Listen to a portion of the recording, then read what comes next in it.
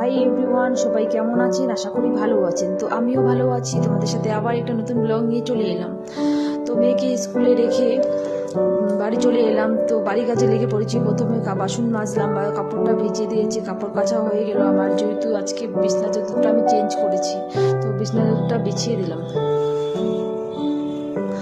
তো রবিবার যেহেতু বাজার করেছিলাম, তো বাজারটা হয়তো দেরি করে বাড়ি এসেছি, তো মশলা টশলা ঢালা হয়নি ডাব্বার মধ্যে। তারপরে আমি মশলা টশলা ঢালতেছি। প্রথমে আমি চা পাতাটা ঢেলে দিলাম ডাব্বাতে, তারপরে আমি হলুদটাও ঢেলে দিলাম। তারপরে আমি কি সবজি বানাবো আজকে, তো আজকে আমি সজনা আলু বানাবো। সজনা আলুটা আমার কাটা কমপ্লিট হয়ে গেল। তারপরে আমি সজনা আলু সবজিটা বসিয়ে দিলাম।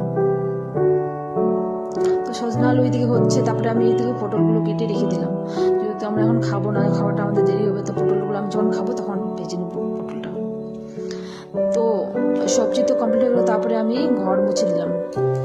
তো ঘর মোছা হয়ে গেল আমার। তো আমার ভিডিওটা যদি ভালো লাগে তা অবশ্যই লাইক কমেন্ট করে দিবে, পারলে একটু শেয়ার